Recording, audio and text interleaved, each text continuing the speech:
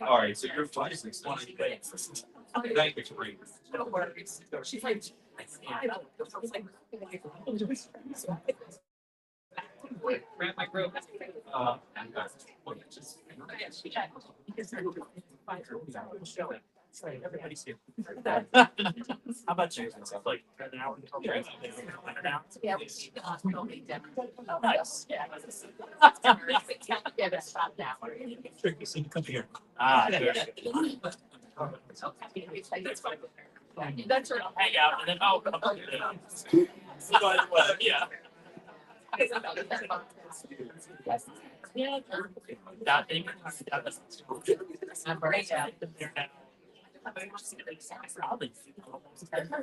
Wow.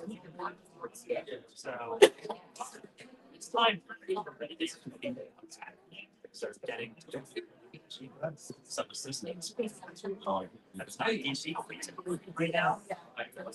But there's, I mean, the same things for some. It's all just stuff. You can't drive all night anymore. Can't do instance with any. So, like my mom was hospital, something minor, but they drive my dad. So it's little things like that. Me a little much for players. Assistance. So they have a good. Right. I don't have to say it's a catch. It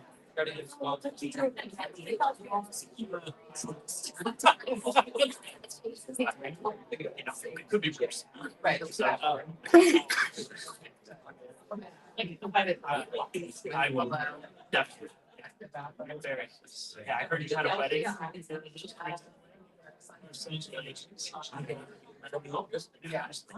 Maybe the same. Let the band-aids. All the stress. All the stress, all the costs, All the everything. costs, yeah.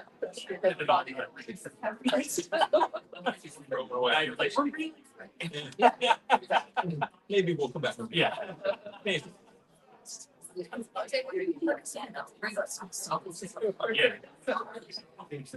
That's also where you go. I've never been. I've heard it's a Yes.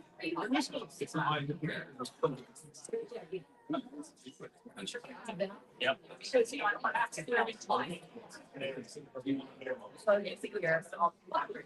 Yeah. It's all. That's why.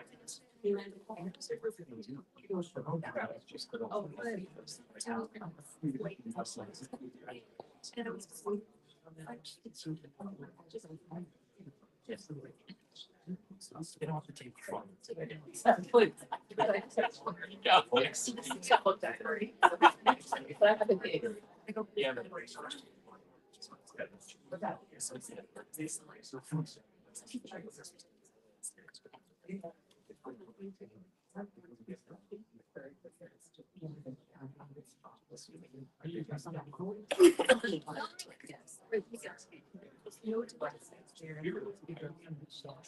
They love it. There's so many different. It's a great skill. It's my wife. She's she's from a that's good. Sense. Not that we can't. If we got it, but we're still. So, it's been. So it's.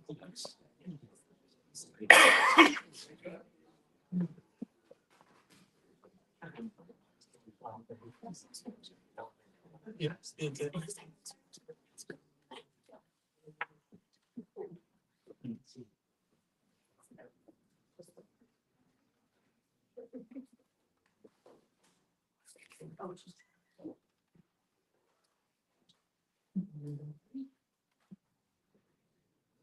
Let's call the June meeting of the Warwick Township Supervisors to order. Please join me in the pledge of allegiance.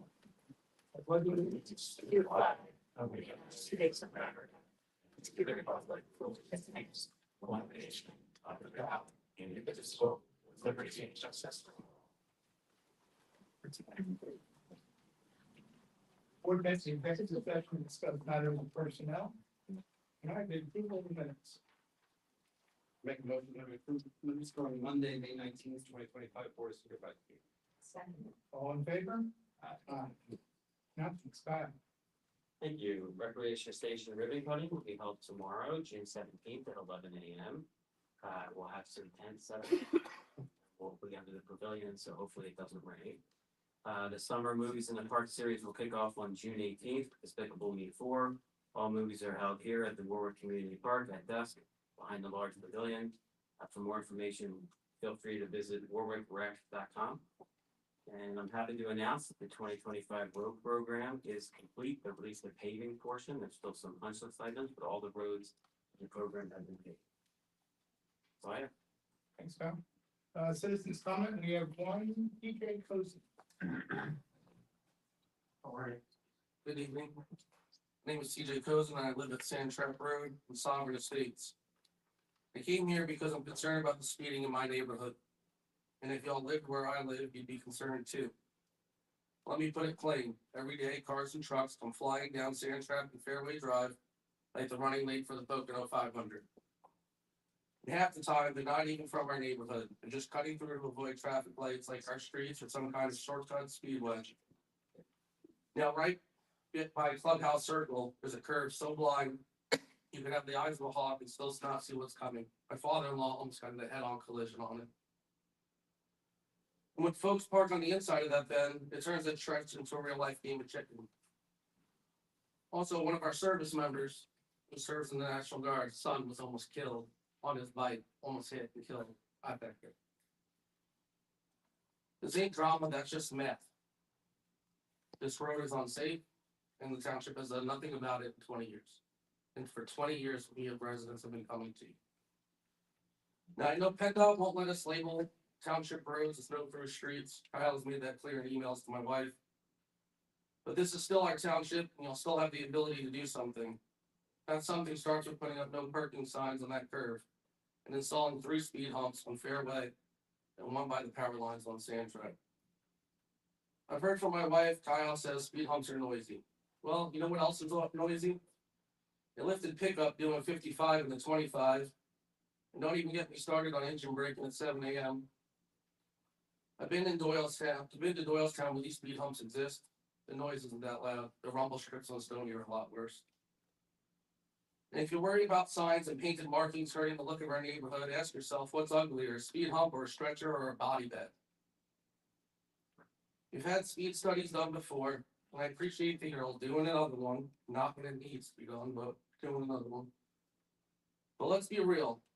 You don't need a radar gun to know folks are speeding. Just stand on my lawn for 5 minutes and feel the air which past your ears as they blow the stop sign. Yeah. Also, for what it's worth, for public trash will no longer allow my father-in-law to have his trash can on his side of the street because he fears backing near Sand Trap and Fairway because he's almost been T-boned 3 times. Now, I've been told it's inefficient to make one-off changes to ordinances, yet we have a one-off ordinance amendment tonight. I respectfully disagree. You don't delay safety to save ink and paper. If something's unsafe and you know it, you fix it, period. What's it going to take for one of our kids to get hit, Doc? And because if it's one of my kids, I can guarantee you I would sue the township for negligence. Now look, I'm a family man, and I'm not come here to fight. I'm here to fix this. And I hope you are too. I believe this township has the tools and the authority to fix this. Right now, without waiting for PennDOT or another batch of changes, our neighborhood has a petition signed by 55 residents in Sovereign Estates already. So far, by 1 Facebook post, and they haven't knocked on a single door yet. So please act before someone gets seriously hurt. We're not asking for miracles, we're asking for common sense. Don't make the same mistake you did on Stony where a resident has to fix the problem themselves. Thank you. Thank you for your comments. Managing report. Thank you. First item on the manager's report is the police department promotion and officer introduction. I'll ask Chief Goldberg or Deputy Chief Ivor to come up. Thank you. We have 2 important recognitions to see. First, Officer Mason Alders.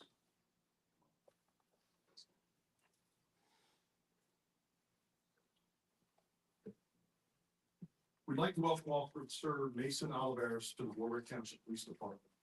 Officer Oliveris is a graduate of Quakertown High School and as of last week, a graduate of Montgomery County Police Academy. In addition, Mason serves in the United States Marine Reserves, where he has demonstrated a strong commitment to service and duty. During the hiring process, Mason distinguished himself as a devoted public servant, eager to uphold the values and safety of our community. We're pleased to have Mason on our team, and we look forward to his contributions to Warwick Township. At this point, Honorable Judge, District Justice Stacey Wortman. This is his FTO. So Field training. his real training officer is also next one. Please repeat after me.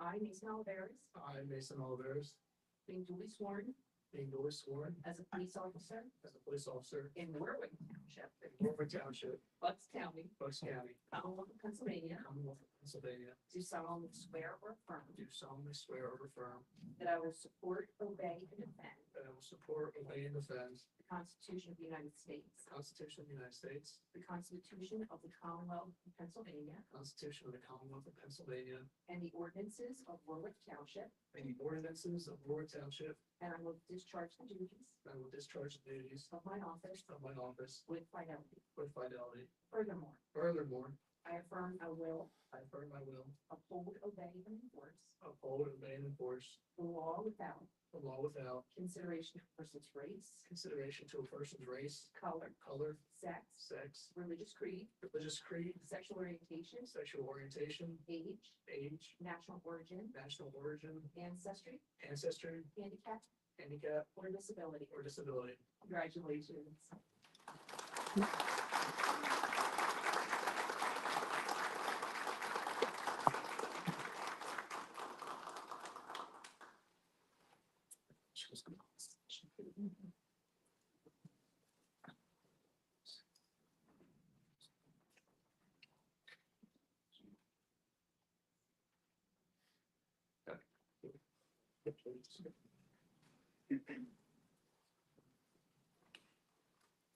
Secondly, just as important, tonight we're pleased to announce the promotion of Sergeant William Layton, a distinguished member of Warwick Police since December of 2002.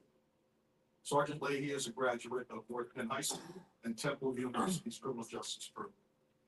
Throughout his police tenure, Sergeant Leahy has excelled in various roles, including accident reconstructionist, field training officer, patrol investigator, and patrol corporal.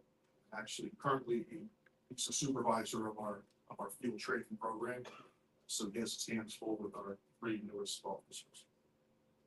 Having admirably held the acting rank of platoon sergeant since January 2025, Sergeant Leahy has demonstrated unwavering dedication and professionalism.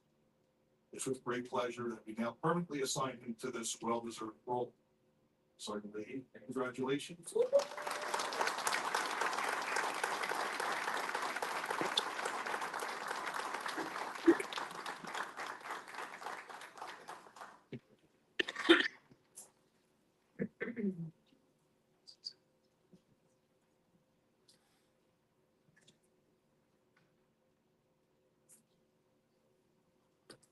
That's everything for us.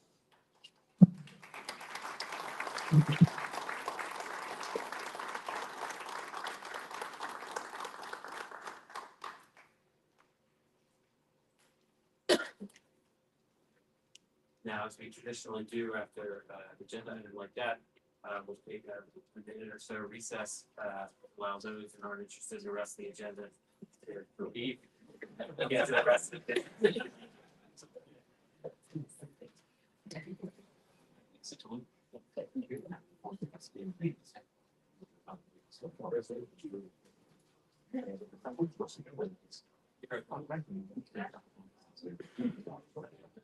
Look, guys, good day, guys.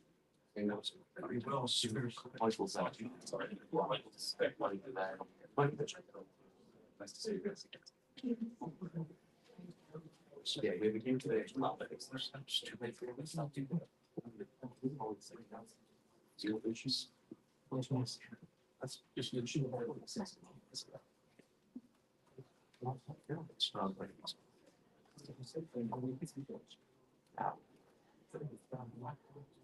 Yeah. I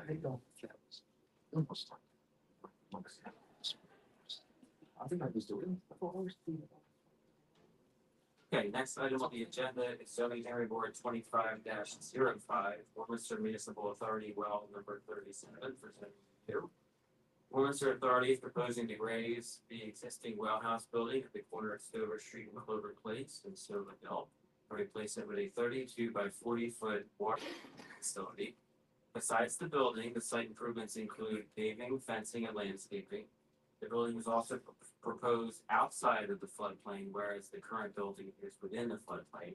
The project would require relief from the zoning hearing board, which is why they're here tonight, to see, to essentially gauge to see if the board has any interest in remaining neutral or opposing the application. So I will ask that the applicant come on up. This is Tim Hagee. He's the executive director for the Warminster Authority. Good evening, everyone.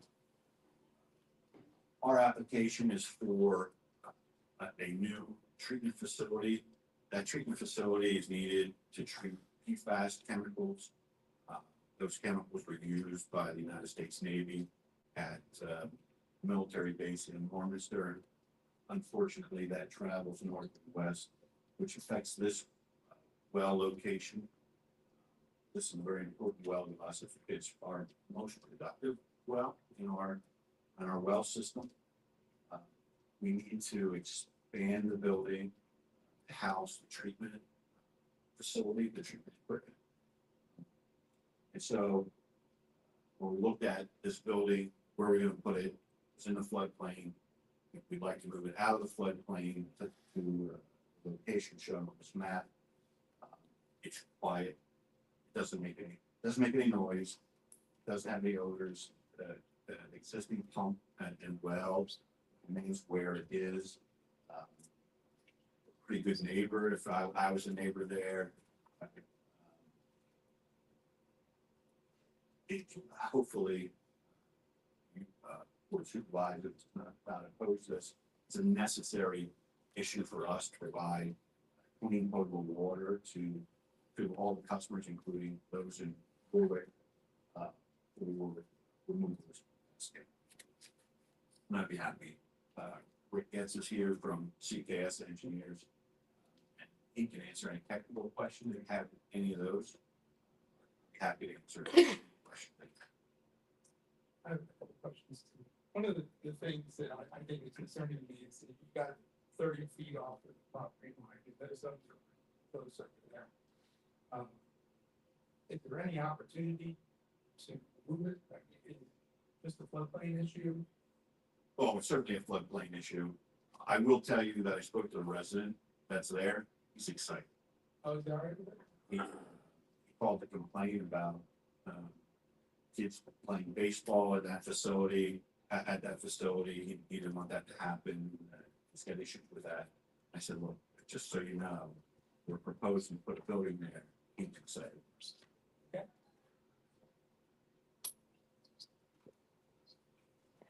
There's no odor associated with processes. No, it's just water. That water pumps through the equipment, essentially flows gravity through a resin media. That resin media attracts PFAS chemicals. It's silent. The only thing that maybe makes noise is an intermittent exhaust that runs the case. That's not a good question. It's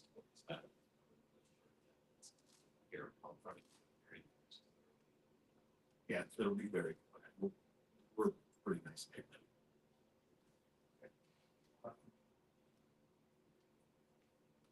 I was prepared to try and get the zoning board to really part if there's an alternative to this. But I'm gonna take it your word as far as the neighbor goes. I personally vote. That's the board members. Can we make the motion? if you're not essentially making a decision, allowing they're just staying.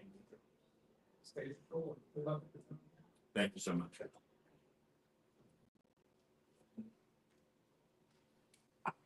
Next item on the agenda is the Financial Advisory Committee Pension Assumed Interest Rate Recommendation. Our Financial Advisory Committee, during their May meeting, made a recommendation to lower the assumed interest rate of the non-uniform pension plan from 7% to 6.5%, with an investment allocation of 65-35 instead of the current 70-30.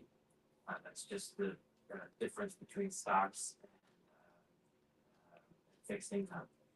Reducing the assumed interest rate would put the plan in a more risk-adverse position, since the plan is closed to new hires. The plan has been closed to new hires since 2012. And there's only a few current employees that are still contributing to the plan. The committee also recommended reducing the assumed interest rate of the police pension plan from 7% to 6.75%, while retaining the same investment allocation of 70-30. New police officers are still enrolling in this plan. The plan has no sunset date. Essentially lasts forever. It's a state mandate benefit. So being that, and boards where the FAC's recommendation, and we also have Rich Richler here from INR Investments, who's our pension investment company. And however, I do recommend making the 7% to 6.5% change in the non-uniform pension plan with the 65-35 allocation because for this fund. However, I do not recommend reducing the assumed interest rate of the pension fund, just because when you look to the information presented from them, they project a 6.94% return annually, which is very close to 7%. And this fund will go on in perpetuity. No sunset. So it has 5 years of smoothing.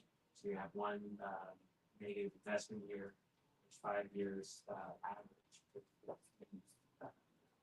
So anyway, I'll ask if Rich wants to come up and say anything else regarding the plan. Yeah, I'll just say something real briefly. Also pleasure to see everybody. Thank you for bringing me in tonight. I think what's most important here is the prudence of how the township and the committee has put their heads together to manage this plan. We manage about 150 planes across the Commonwealth. And I'd say 95% of them would love to be in your shoes right now, being able to de-risk while also lowering that assumed interest rate. And I agree with Kyle on the uniform plan. It just makes perfect sense because it's a very mature plan in that most of the folks in the plan are receiving benefits. The police plan is kind of the opposite. You just saw, a new officer sworn in. He's going to be here for a long time, and that thing's going to be around longer than anybody in this room. So that has a lot more room to grow, and you can always put more money in instead of lowering that assumed interest rate. But to Kyle's point, the investment allocation that we have, our forward-looking assumptions are just slightly right around that 7% mark, to Kyle's point. So regardless of the police plan of whether you lower to 6.75 or keep it at 7, it's still right in line with our long-term assumptions. I think what's most important is lowering the non-uniform plan to 6.5. And I think in that situation, you're getting your cake and eating it too, because we're lowering it to a more reliable long-term assumption, and we're also de-risking the investment portfolio. So I think what's most important, all I want to say was we've been working with the township for over 11 years now, and we've made a lot of headway with the pension plans. I mean, it's mostly geared toward the committee working as a team to getting this thing done. So with that being said, I can answer any questions that anybody has. Kyle.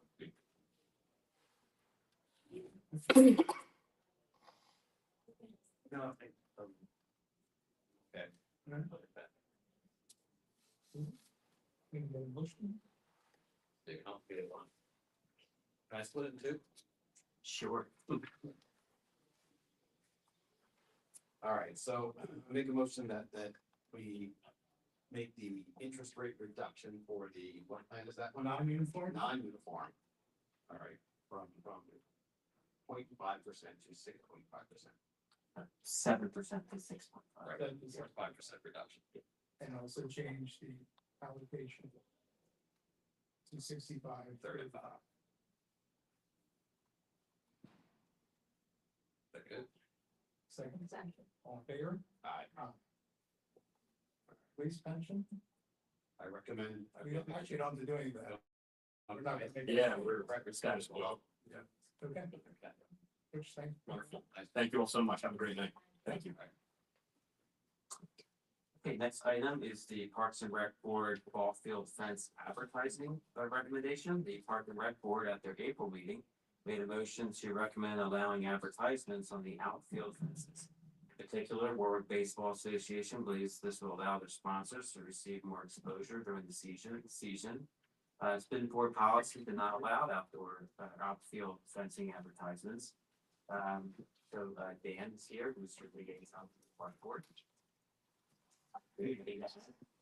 No, I don't have anything to add. So the goal was to hopefully have board say, if they were going to say, yes, we were okay with this, then work with the board over the next 6 months from an actual policy. How many banners could be out there, what the size of the banners can be, how many fields can they put them on? Because there's 6 ball fields out there that have fences. So if you want on all 6 or on these 3 or whatever it is. So that was the goal, was to just say tonight that the Baseball Association is looking for this. And I believe the current president Chris is here if you have any questions for him specifically. But then if it was approved tonight, then actual policy would become in place. Because they're not looking to do this year. They're looking at this next year. I started the process very early. This is something that got some neighbors or some residents talking, and I got a few calls. So I guess my question is, at least to start, could we limit it to 2 fields, the 90-foot, and maybe another major league type field? I think the organization, I won't speak for the organization, but I think the organization would be fine with Somewhere to 2. something, I believe. Yeah, so board, I've been president for the last 2 seasons. What I've found, my son played through since he was T-ball, and then he got into travel ball, and we get to go up to communities and play. So it's not uncommon, as you know, to go to these complexes and see signs, right? Sponsors for the teams and what have you. So we understand their sensitivity with community on signage and how loud it can be and all that. And so we're not looking to just get carte blanche and put signage everywhere. That's not our intent.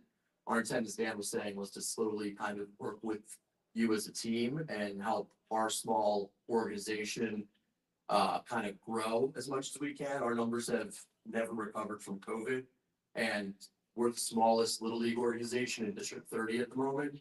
So numbers are under 200 currently, so that takes a hit on our accounts, our ability to help maintain the fields and give the kids the experience we're trying to give them. So being able to sell a couple of these sponsorships, township, we're hoping will help add to our ability to do what we need to do for these kids and grow the game. But we want to work with you guys on how to best approach this. It's a temporary situation where, okay, we can put some signs up April through July, and then we have to take them down. We'll do that. We have the volunteers willing to do that. So we're happy to work with you. If it's a limit on fields, if it's a limit on linear footage, you know, at this point for us, being the size that we are, anything's going to help. So, you know, we're going to be easy to work with on Are this. you happy with 2 fields to start? Yeah, sure. We'll get, I mean, is it the 60-90 field that we talking? I think you should, I'm sure. I'll only go back to my own experience. Yeah. When you got to the major league field, you got the field to be advertised, and you were hit.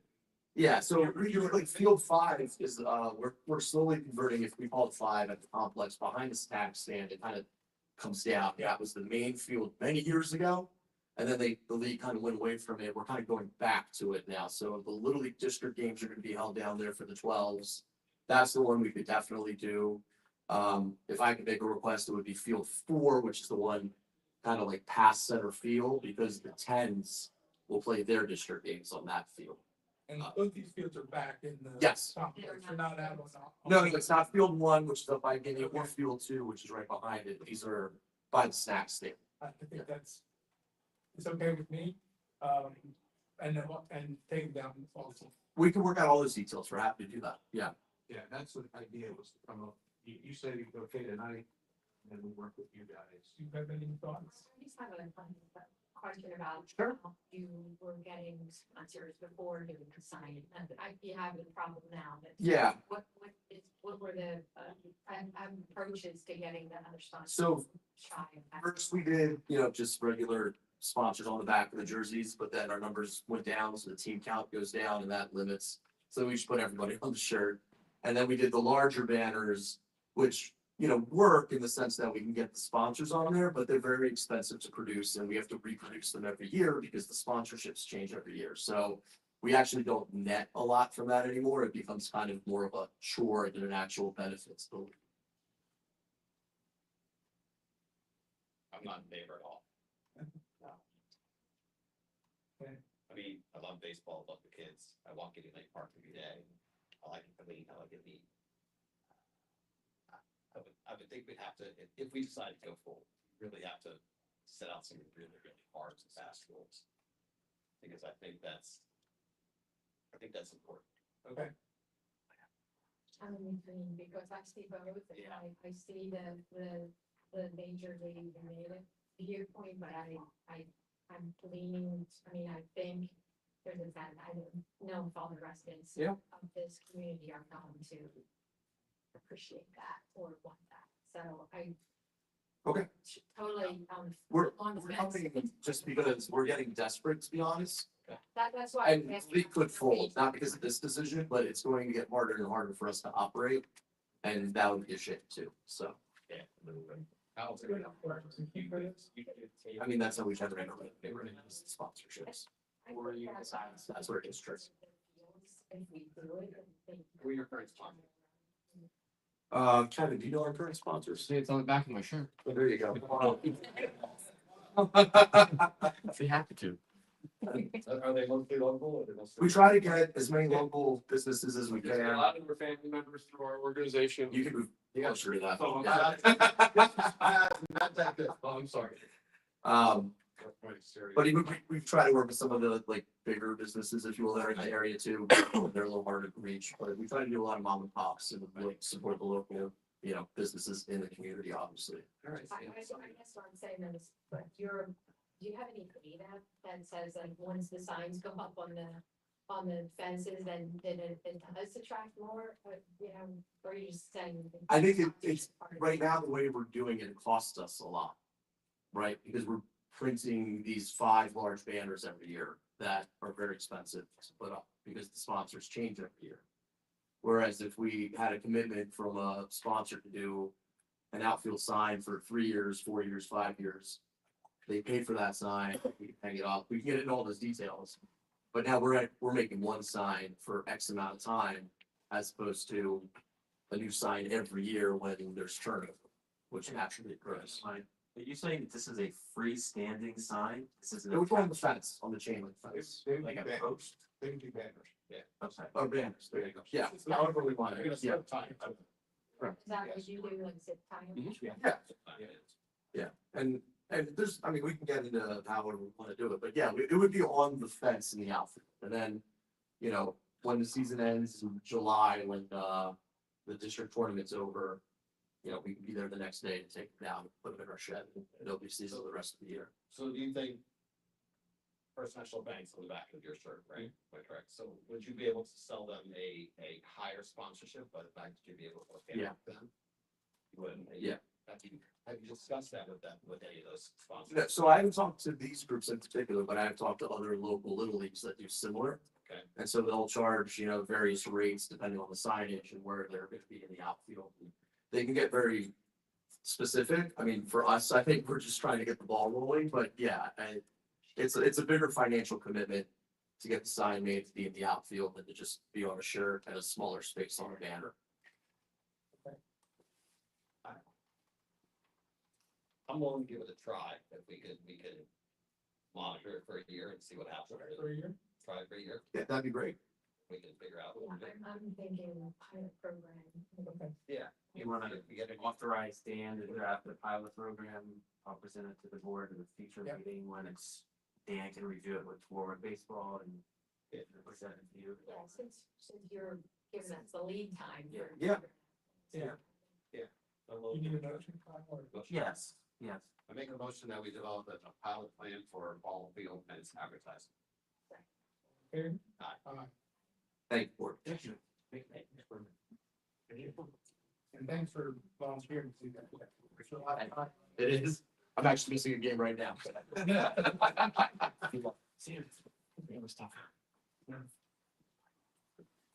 Okay, next item on the agenda is ordinance 2025-03, chapter 159, streets and sidewalks ordinance amendment. After months of revisions with input from myself, the township engineer, the director of public works, director of planning and zoning, an amendment to this ordinance was prepared for your review tonight. Staff's focus was predominantly after a decade of very extensive road programs, ensuring that the contractors out on the roads performing work in our streets are restoring the roads in an acceptable fashion when they leave. The amendment provides, and not limited to, restoration details, safety requirements for street excavations, trenching, utility work, patching, as well as updates to the official township road map, the inspection process, traffic control. And in particular, there's more stringent requirements that roads have been repaved in the last 24 months. So if a utility wanted to come through and do trench work in the last, on a road that was freshly paved less than 24 months prior, they're having to do like block to block restoration at that point. They try to discourage somebody essentially coming in right after we pave the road and trenching it. We do coordinate with our authority, but other entities like PICO, for instance, may not notify us that they are planning to do some type of a project after we pave. The sidewalk section was also updated to include maintenance responsibilities for both concrete sidewalks and bituminous trails. The requirement to remove snow and ice, which was recommended to change to 24 hours instead of 36 hours. And also when sidewalks require replacement, construction, repair, specifications were added. So it's a very comprehensive, probably borderline rewrite of this ordinance, to update it and bring it, into 2025. So if it's acceptable in its current version, You can authorize staff to advertise the ordinance, and then we'll put it on the July agenda. We'll certainly have any questions or recommend. Thanks, Michael. Any questions or revisions? No questions. Can I have a motion? Make a motion that we adopt ordinance 2025. Advertise. So advertise 2025-03, chapter 150. Second. All in favor? Thank you. The next item is the 2025 sidewalk program bid. This year's sidewalk program bid includes 3 sidewalk connections: the Guinea Lane near Cedar Drive connection, Alms House Road at Guinea Lane, and Alms House Road near Sunrise Way. All 3 connections require the acquisition of easements, which we acquired. The Alms House Road sections required a PennDOT highway occupancy permit, which is expected to be issued soon. And lastly, the Guinea Lane near Cedar required the relocation of the utility pole, which takes well over 6 months to get PICO to relocate a utility pole. So if acceptable, the board may now consider advertising the bid for this project. Any questions? No question. Robin? I have a motion. Make a motion to advertise the 2025 sidewalk bid program. Second. All in favor? Aye. I believe, John, correct me if I'm wrong, CKS estimates it will be an August award.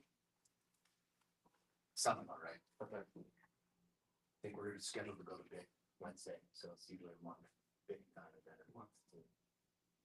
Yeah, it may not be July's agenda, August. Next item is, now that we just talked about the 2025 program, it's the 2026 sidewalk program. As I alluded to, there's several aspects of putting sidewalks that take a very long time: easement acquisition, moving utility poles. They all require you to start a project in the calendar year prior to be able to do it in the next year.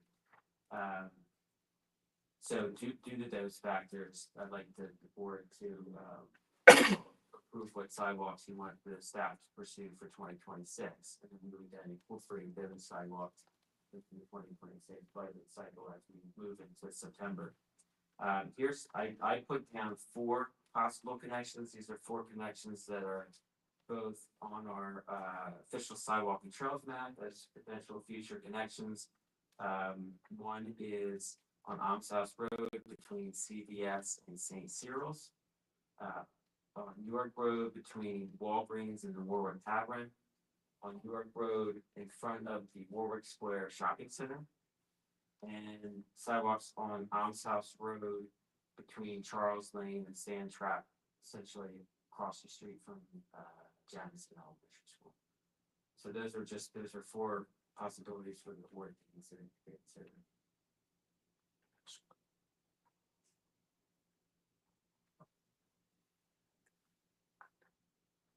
You're saying those are mutually exclusive? Yeah, you could, That's the whole project or what so- are you thinking? So the Alms House Road, the CVS to St. Cyril's, that's approximately 250,000. The Walgreens to Warwick Tavern and the Warwick Square Shopping Center, I believe, about 150,000 each. And then the Sand Trap to Charles Lane is believed to cost under 100,000. These are rough estimates. If you approve a certain set of these, you could approve more than one if you'd like to. At that point, I would turn it over to CKS to do a real construction cost estimate as well as draft construction plans. How much do you feel comfortable budgeting this project? I would say, if you like the Alms House Road CVS to St. Cyril's, that'd be the only portion. I think you could combine like Warwick Square Shopping Center and then Walgreens to Warwick Tavern. That could be like one program. And in a different year. We did complete the other side of your road there. Sure. Last year, right? Yeah, the other side of York Road has sidewalks from NBIT to Minor Way, right? Okay. Let's please, my vote would be for the CDS. I like the CVS St. Cyril's because with the new townhouses, because it's a complete loop all the way around that hole. Yeah. And then the back, the meeting house road development's gonna finish that section there, so it was literally a complete loop. And then up and up and then up that way. Absolutely. Well, let's start with that and then let's see where we come in at. Okay. If you feel like we can do more, we can add it later, maybe. This is, Dan's the audience, so this has a lot to do with him. So it's not just about how much money it costs. There's, all these easements require individual negotiations with each property owner. The CVS to St. Cyril's includes houses, so it just depends on how those go. Okay. Right, you know, I'm just getting at it, that it is actually a lot of work, it's not just writing a check. Right. So it's, Well, let's start there. okay. Is that all right with you guys? Yeah, really, the question is, do we have the ability to add more? Yeah, I I mean, mean, 50,000 is a lot of money, but. yeah, and that's just construction costs, there's gonna be soft costs or engineering. There's on top of it. So we can't tackle another one at the same time. I think that's the most important one of where you got it. Yeah. It's your decision. Okay. We can do more if you'd like Do you need a motion or? Yes, to, direct staff to, pursue the, sidewalks, between, CVS and St. Cyril's. So moved. Have a second? All in favor? Aye. Next is resolution 2025-25, policy and procedure for the sale of township equipment valued less than $2,000. The second class township code allows the board to establish a policy by resolution for the sale or disposal of items valued under $2,000. I think you frequently see at board meetings, where we sell vehicles or equipment. Those things are valued typically much higher than $2,000. They will still come before a public board meeting as the second class township requires. These are just items that are under $2,000. Essentially, you're establishing a process for the township to follow. The suggested process is to place the item on bid, which is eBay for municipalities. Is probably the best way to describe it. We would also put I'd also recommend placing the item on the township website, directing people to go to Municipal. But Municipal is highly used. Things really, there's a lot of bidders on there. So that things get a lot of action and things get bid up. So you typically, as the seller, do quite well selling items. So that's the resolution. Michael, any questions? No question. Okay. Have a motion? Make a motion that we adopt resolution 2025-25, policy and procedure to sell township equipment less than $2,000. All in favor? Aye. All right, next is the treasurer's report for May. Expenditures outpaced revenues by $624,457. Real estate transfers posted $55,567. Building permits posted $115,206. Earned income tax posted $730,444. And local service tax posted $34,959. Fund balances for May are as follows, subject to audit. The general fund, $16,397,059. Firehouse and equipment, $792,310. Road machinery, $160,208. Capital projects fund, $657,151. Highway aid fund, $468,454. Parks and recreation, $1,011,544. Parks and recreation capital, $321,790. And capital reserve, $89,885. For a total of $19,898,501. Any questions? Questions? Can I have a motion? Make a motion that we adopt treasurer's report for May 2025, subject to. And a second? All in favor? Aye. My last item is bill payments. I request approval of the bill payments for June 2nd, totaling $62,439.70. And for June 16th, totaling $232,407.64, subject to audit. Michael, any questions? No questions. Robin? No. Can I have a motion? I make a motion to accept the bill payments for 6/2 and 6/16/2025, subject to audit. Second. Second. All in favor? Aye. Thank you, Cotton. Thank you. Solicitors report. Thank you. I have a memorandum of understanding between Central Bucks School District and Warwick Township regarding crossing guards. This is an agreement that's been in place since about 2008. This is memorializing that agreement where the township agrees to staff and recruit crossing guards at Warwick Elementary, Jamison Elementary, and Bridge Valley Elementary. Then to provide adequate training for those crossing guards. And the Central Bucks School District agrees to reimburse the township 50% of the salary and uniform costs. Okay. Basically, it. Any questions? Michael, any questions? No. Rob? Just clarifying that this is what we've always done, is just taking it from a verbal or written form line. Can I have a motion? Make a motion to consider approval of Central Bucks School District crossing guard reimbursement agreement. Second. All in favor? Aye. And there's all. Engineers report. Rob? Thank you. I have 2 items on the list. The first is escrow release number 6 for 1549 Stony Road. Escrow in the amount of $7,250. It is for erosion sediment control netting that was installed as part of the project.